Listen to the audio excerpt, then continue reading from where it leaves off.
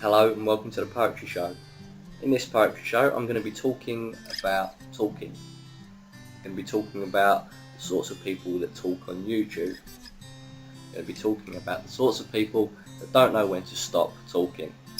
And the reason I'm going to be talking about this, what's this got to do with poetry you might ask, is because of a poem I read a few years ago by a very well known English poet called Thomas Hardy, known both as a poet and as a novelist. And the poetry he writes it's usually very simple. It's very easy to get your head around. It's not particularly taxing, which is one of the key strengths of his poetry. I think it's one of the things people really like about his poetry, at least in my experience, the people I've talked to. But also he has this kind of wonderful musicality, just a very kind of natural sense of rhythm and rhyme, and his poetry is very lyrical. It's very nice to listen to, and I think sometimes you need that. You just need something that's nice to listen to. But he didn't just draw the line at sounding good. I think sometimes people tend to write poetry which is terrible because it only sounds good. And sometimes what they think sounds good isn't really that aesthetically pleasing to anybody else but them. And what they end up with instead is something that's just a lot of forced, easy rhymes, forced, easy rhythm, and forced, easy ideas. With Hardy, and particularly also with Hardy, and also somebody else I'm going to be talking about a lot in this series of vlogs, who is W.H. Auden. Both of those, and Andrew Marvell, another one that does it very well, have a wonderful mix of this kind of musicality and a very strong idea, being able to put across thoughts that are very interesting. And it's those thoughts that I want to engage with today, not necessarily the musicality, not the technical aspects of why it sounds appealing, because with the case of the poem I'm about to read, it is just a matter of it rhymes and it sounds nice.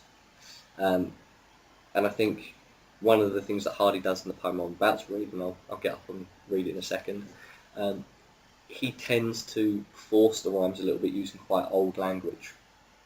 And normally I would be a bit wary of that if it wasn't for the fact that the message of this particular poem, I think, deserves it to be read seriously, or to be taken seriously. So I'm just going to cut to me having read this a minute ago. It's Thomas Hardy's Mute Opinion. I traversed a dominion whose spokesmen spake out strong their purpose and opinion through pulpit, press and song. I scarce had means to note there the large-eyed few, but dumb, who thought not as they thought there, that stirred the heat and hum. When grown a shade, beholding that land in lifetime trode, to learn if its unfolding fulfilled its clamoured code, I saw in web unbroken its history outwrought, not as the loud had spoken, but as the mute had thought. Now I should point out that in reading that, I ever so slightly misquoted it. I was trying to show off, I admit, hands up. I was trying to read it completely from memory, and I got one word wrong. I said and when I should have said but. I'll put it in the link at the side, the whole thing's there, just press more info and it'll all come up. You can find where that but should have been when I've said and. Anyway, the reason I particularly like this poem, the first time I read this poem, it really jumped out at me. And the reason being, I'm not a particularly talkative person. And you might find that weird for someone that's choosing to issue a series of vlogs on YouTube when all I do is talk at camera. But I'm a big fan of just keeping my opinions to myself a lot of the time. And this poem, Mute Opinion, I really like. The reason I really like it is because, without getting too much into the kind of criticism, what this could mean and interpreting it and things like that, there's a very clear message in this poem that this person traverses a dominion whose spokesmen spake out strong. So you've got this country where people just will not shut up. They've all got an opinion and they all want to tell you what their opinion is. that kind of shouts out YouTube to me, but there you go. And they want to give their opinions via any means necessary, whether it's via the pulpit, via the press, or via song. So you've got the idea of popular music, religion, and the free press, all espousing these different views, maybe contradictory views, maybe the same views. But the idea is there's just a lot of chatter. There's a lot of chatter going on in the world. And I think, if anything, now that we've got this kind of internet culture where, as soon as you press a button to get taken to a homepage or whatever, there's advert after advert. You've got 1,001 opinions on YouTube, from anything from religion to sex and politics to the latest album from a favourite artist, something that happened on Britain's Got Talent or whatever. Everybody's got an opinion about something, whether it's just some really boring, very handsome, bearded man talking about poetry. Everybody's got an opinion about something. But what does the poet also say, or what does Thomas Hardy also say? Also in this community that he visited, he hardly noticed this very, very quiet, wide-eyed contingent of the population that were dumb. And we often misuse the word dumb to mean stupid. I think the dumb in this poem have the last laugh. Dumb just means not talking, mute. I think sometimes we could all benefit from being put on mute. And he talks about, you've got the mute who are just there wide-eyed. Now, why are they wide-eyed? Are they wide-eyed because they're innocent? Are they wide-eyed because they can't believe what they're hearing? Again, I'm not really here to interpret it for you, but either of those interpretations is there. And you've got this idea that, okay, the first half of this poem, there's a lot of chatter going on, and there's some quiet people just like wide-eyed. Then there's the second half to the poem, when grown in shade beholding that land in lifetime trode, to learn if its unfolding fulfilled its clamoured code.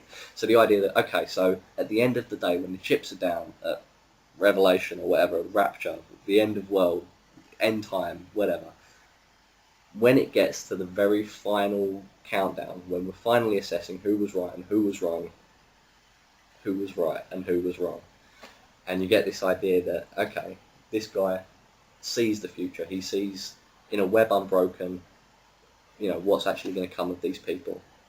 And what's the conclusion he comes to? It wasn't as the loud had spoken, it was as the mute had thought. So the people that are quite quietly sitting there, minding their own business, just kind of thinking instead of saying, they're the ones that are right. So, bearing that in mind, does that mean you shouldn't speak? Maybe. Would I be very unpopular if I said that? Possibly. Would I be a hypocrite if I said that? Definitely. But there is something to be said with not always saying what's on your mind. There's an often quoted and very, very rarely ever actually adhered to quote from Abraham Lincoln, who once said, it is better to remain silent and have people think you are a fool than to speak and to remove all doubt. In other words, if you keep your mouth shut, you won't actually come across as an idiot. Whereas, if you do, there is every chance that you could be wrong. I also read a poster that was up and the poster said very simply, "My silence does not mean I am a fool." Again, this ties in very well with the mute opinion idea. Being mute doesn't necessarily make you an idiot.